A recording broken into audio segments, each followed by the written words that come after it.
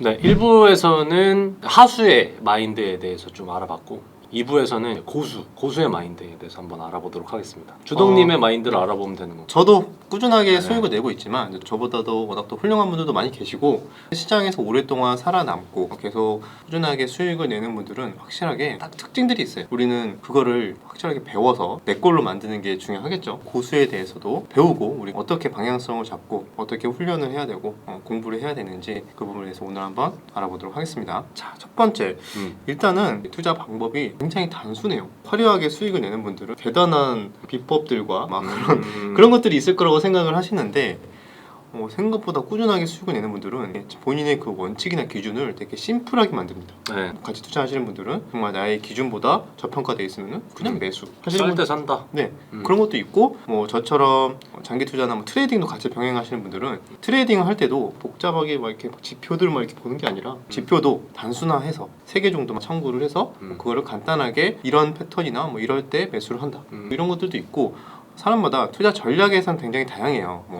단타하시는 분들, 그다음에 스윙 투자하시는 분들, 중장기 투자하시는 분들 굉장히 다양하죠. 근데 꾸준하게 수익 내는 분들은 통점은 어떠한 투자 전략을 하던 간에 그거를 심플하게 만들고 그거를 흔들리지 않고 그냥 계속 반복합니다. 단순하게 계속 반복하는 거예요. 이게 굉장히 중요해요. 비중도 어느 정도 일정하게 반복을 하는 게 중요하고 결국에는 내가 확률이 조금 높은 방법이 무엇인지 그거를 일단은 인지를 하고 그거를 단순화시켜서 반복하면은 수익은 길게 봤을 때 야금야금 쌓인다. 굉장히 어떻게 보면 단순하잖아요. 네. 근데 많은 사람들이 많은 거를 참고할수록 수익이 더 많이 날 거라고 생각을 하는 거죠. 네. 근데 그런 분들 없나요? 데이 트레이딩 하시는 분들이나 네. 그쪽에 계시니까 주변에 데이 트레이더 분들도 많이 계실 거 아니에요? 네네네. 참고하는 지표들, 보조 지표들 엄청 많이 넣고 하시는 분들 없나요? 있는데요. 네. 이렇게 꾸준하게 수익을 내는 편이 아니에요. 왜냐면은 네. 너무 지표가 많아지면은 중요한 거 놓치고 또 이거 보다 보면은 또 중요한 거 놓치고 이런 식으로 해가지고 그런 말 있잖아요. 사공이 많으면은 이제 배가 산으로 간다. 내가 참고하는 지표도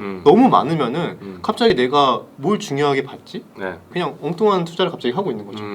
그래서 너무 이게 화려하게 참고하는 게 많다고 있어 보일 수는 있어요. 네. 있어빌리티라고 하죠. 네. 누군가 봤을 때 와 막 화려하게 지표 쫙 깔아놓고 전문가 같잖아요. 그럼 뭐예요? 계좌가 수익률이 안 좋은데. 네, 그럼 의미가 없잖아요. 그렇죠. 그래서 있어빌리티가 중요한 게 아니라 네.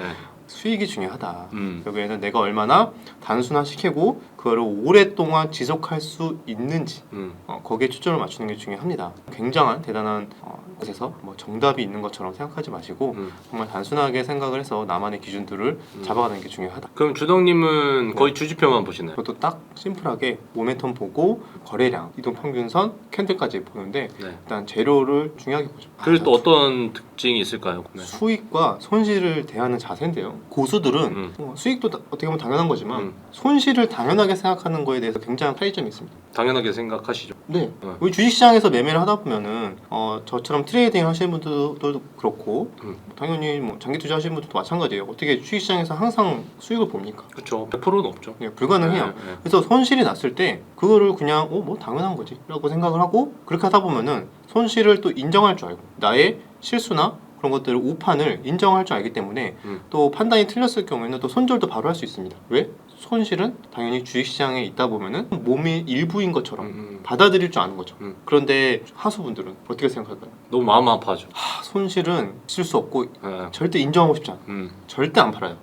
내가 판단이 하면 틀렸어도 어떻게든 수익이 날 때까지 이제 존버라 그러죠. 그렇죠. 무조건 버티는 거예요. 네. 물론 이렇게 버텨서 운 좋게 이제 회사 자체가 괜찮으면 괜찮은 회사를 투자를 했으면 운 좋게 회사가 괜찮으면 나중에 기간이 오래 걸리더라도 살려주는 경우도 있겠지만 대부분은 좀 그렇지 못한 회사들을 갖고 그냥 버티다 보면은 결국에는 서서히 이제 계좌가 녹아가는 거죠. 그래서 손실을 받아들일 줄 아는 자세. 고수분들은 그냥 손실 자체를 너무 두려워하지 않는다. 왜? 나만의 기준들이 있으니까 당연히 틀릴 때가 있겠지. 하지만 나는 나만의 원칙들을 계속 지켜나가다 보면은 길게 봤을 때는 결국에는 이길 거라는 걸 알기 때문에 지금 당장의 손실에 그렇게 괴로워하지 않는 거야. 이거 그냥 손실 인정하고 다음 종목 내 기준에 맞는 종목이 나타나면은 거기서 수익을 보면 된다. 근데 많은 분들이 이거 손절하면은 그 다음에 내가 뭘 해야 될지 모르는 거죠. 그러니까 종목도 보이지도 않고 내가 과연 이걸 복구할 수 있을까? 이런 생각이 있으니까 결국에는 그냥 계속 버티게 되는 거거든요. 근데 실력이 있고 계속 공부를 꾸준하게 하시는 분들은 나는 언제든지 시장에서 좋은 기회, 좋은 종목들을 발굴할 수 있어 라는 이제 기본 베이스가 있기 때문에 손절에 대해서도 상대적으로 관대한 경향이 있습니다. 이럴 때 적게 잃고 벌 때 많이 벌고 하면 되는 거니까. 그런 말 있잖아요. 그 아무리 이 업계에서 뛰어난 사람도 10번 중에 6번 맞춘다. 4번 틀릴 때 손실을 최소화하고 6번 맞출 때 더 많이 먹으면 돼. 그쵸. 그게 당연한 건데 대부분 사람들이 6번 맞추더라도 4번 틀릴 때 인정하지 않고 그냥 계속 버티면서 손실을 극대화를 시켜버리니까 손익비가 안 맞는 거죠. 복구가 힘들죠. 예. 결국에는 그렇게 되는 경우가 많으니까 정말 고수들은 손실에 대한 자세부터가 굉장히 다르다. 그래서 나도 그렇게 되기 위해서 당장은 힘들지만 계속 그런 거에 대해서 좀 고민해야겠죠. 손절을 언제 해야 되고. 손절 언제 하시나요? 제가 처음에 매수를 하는 순간 내가 기준을 잡고 들어갔을 거 아니에요. 그쵸. 이 종목의 뭐 실적이라던가 아니면 재료라던가 아니면 차트라던가 다 기준이 다릅니다. 그런데 손절에 대한 기준은 내가 보고 들어간 그 기준이 내 예상과 다른 흐름이 나왔을 때. 왜냐면 난 실적을 좋게 보고 들어갔는데 실적이 어니쇼크가 안 좋게 나온다던가 또는 차트의 좋은 추세를 보고 들어갔는데 단기적으로 추세가 안 좋아지는 차트가 깨졌어. 깨지는 네. 흐름이 나온다던가. 네. 그러니까 이렇게 내가 처음에 매수한 이유가 있을 거 아니에요. 네. 근데 그 이유가 훼손이 되는 경우에 손절을 하죠. 근데 막 훼손이 되는 순간 이제 일부에서 말씀드렸던 내가 보고 싶은 것만 본다. 확증 편향이 딱 되면은 내가 처음에 들어간 거는 일단은 훼손이 됐는데 내가 만약에 실적을 보고 들어갔는데 실적이 망가졌어. 당연히 그건 내가 들어간 기준에 어긋났기 때문에 손절이 맞는 거잖아요. 근데 이제 확증 편향, 내가 보고 싶은 것만 본다. 실적이 안 좋아졌지만 그래도 이런 뭐 좋은 내용이 있으니까 다른 모멘텀으로 올라갈 거야. 다른 사업을 한다고 했으니까 뭐 혹시나 이게 잘 되지 않을까? 음. 뭐 이렇게 하게 되죠. 물론 그게 정말 잘 돼서 나중에 오를 수도 있겠지만 그거를 알 수 없잖아요. 네. 거의 뭐 홀짝의 느낌으로 가는 경향이 있어서 그렇게 투자를 하다 보면은 또 결국엔 또 운에 맡기는 투자를 하게 되고 결국에는 또 일부랑 대조적으로 비교를 할 수가 있죠. 그렇게 되는 경우가 많다. 그런 경우 있으신가요? 저요? 옛날에 있었죠. 저도 대학교 때 주식 투자 동아리를 했었는데 저도 실수 많이 했죠. 욕심을 부리다 보니까. 그리고 이런 또 고수들의 또 공통점, 또 주식 투자에는 정답이 없다라는 거를 자연스럽게 당연하게 받아들이죠. 근데 마치 많은 분들이 주식 투자에는 대단한 비법이 존재할 것이고 고수들이나 수익을 내는 사람들은 대단한 거를 숨기고 있다. 그렇게 생각하시고 지금도 아마 그렇게 생각하는 분들 정말 많을 것 같아요. 많을 것 같아요. 예. 네, 주식시장에는 뭐 대단한 비법은 없어요. 그나마 이제 정설로 계속 통했던 게 결국에는 실적 봐야 된다. 이 정도는 있을 수 있는데 근데 결국에는 이제 실적이 좋게 나와도 주가는 떨어질 수 있는 거거든요. 그래서 주식에는 정답이 있다라고 생각하는 것 자체가 굉장히 좀 오만할 수 있습니다. 그건 시장에 대한 겸손하지 못한 태도고 시장은 변화무쌍하고 굉장히 진화를 하고 있기 때문에 지금 내가 알고 있고 내가 지금 수익을 내는 방법이 언제든지 바뀔 수 있고 네. 안 맞을 수 있다. 또는 그게 틀리게 된다면은 인정할 수 있게 되겠죠. 이것도 방금 말씀드린 거랑 또 겹쳐요. 손실을 보면은 그냥 내가 하고 있는 게 정답이 아니기 때문에 손실을 인정하게 되고 손실에 대한 태도가 또 유연하게 바뀌게 되는 거잖아요. 왜냐면 정답이 없. 근데 마치 내가 최근에 어떤 방법으로 하나 수익을 냈어. 아 이게 정답이다. 보통 그렇게 생각을 해요. 이게 완전 절대적인 방법을 내가 찾았다. 내가 최근에 이걸로 한 2번 먹었거든. 그러면은 이것만 계속 하는데 당연히 정답이 아니니까 시장이 좀만 꺾이거나 뭐 다른 시장만 오면은 안 먹히겠죠? 근데 내가 이거를 강하게 정답이라고 믿고 있으면은 이제 또 안 먹히게 됐을 때 인정을 안 하죠. 버티고 결국에는 이게 다 연결이 되어 있습니다. 그래서 주식시장에는 일단은 정답이 없다라는 거를 좀 받아들이고 유연하게 대응하는 자세. 주식에는 대응만이 살 길이다 라는 이야기가 있잖아요. 네. 고수분들에게는 그런 게 특징적이었던 것 같아요. 내가 틀리더라도 빠르게 인정하고 대응을 한다. 그런 사람들이 리스크 관리를 또 잘 하겠죠. 주식의 고수분들 많이 만나보셨나요? 예전에 숨겨진 고수분들 찾아가가지고 배우고 그랬던 걸로 제가 알고 있는데 어디서 그런 말 한 적이 없는데 아니 언제 제가 제아의 고수를 만나러 갔다 그랬죠? 옛날에 대학교 때 대학교 때도 없는데 대학교 때 그래요? 정말 배울 사람이 없어갖고 네. 그냥 책만 봤었는데 그때는 유튜브도 없고 뭐 누구한테 들은 건지 모르겠는데 저 그런 적이 없어요. 완전히 좀 맨땅에 헤딩해갖고 시행착오가 좀 길었죠. 한 2년 정도 좀 돌아가는 게 있었는데 네. 그때는 아시다시피 한 13년 정도 전인데 그때는 유튜브도 지금처럼 있지 않았고 정말 접할 수 있는 방법이 그 당시에 뭐 팍스넷 일부 다음 카페 그 다음에 책 이렇게밖에 없었어요. 근데 뭐 카페 활동을 통해서 뭐 사람을 만나거나 그런 적은 한 번도 없었고 그냥 정말 뭐 책만 주장창 읽었던 것 같은데 역시 책에 나와 있는 대로 했다가 오히려 더 손실을 많이 봤죠. 결국에는 그래서 혼자서 계속 찾아가다 보니까 시행착오의 길이 좀 더 많이 돌아가는 길이 있었고 요즘에는 워낙 또 주변에 주식 투자 잘하는 분들이 다 유튜브로도 많이 공개를 해주시고 하니까 좀 배우는 데는 정말 좀 좋은 시대이지 않나 생각을 합니다. 다음 또 고수들의 특징 뭐가 있나요? 정말 내가 확실하게 아는 신호가 나올 때까지 기다리는 분들이 꾸준하게 수익을 냅니다. 내가 원하는 신호가 올 때까지. 네, 대부분 많은 사람들이 계좌에 예수금이 있는 꼴을 못 봐요. 그죠. 마치 현금이 좀 있잖아요. 네. 굉장히 손해 보는 것 같은 느낌이 든단 말이에요. 이거 현금 놀게 하면 안 되는데 지금 이 와중에 올라가는 주식들이 있는데 맞아, 그거 사야 되는데 빨리 사야 되는데 빨리 사야 되는 거예요. 내가 지금 안 사면은 이제 박탈감에 다른 사람들 수익 다 보는데 이게 정말 최악의 계좌 관리 방법입니다. 내가 확실하게 공부를 했다면 기준이 있다면은 그런 기준이 나타날 때까지 한 달 있고 두 달 있고 기다릴 줄 알아야 돼요. 그죠. 왜냐면 현금을 갖고 있는 것도 어떻게 보면 투자 전략 중에 하나가 될 수가 있어요.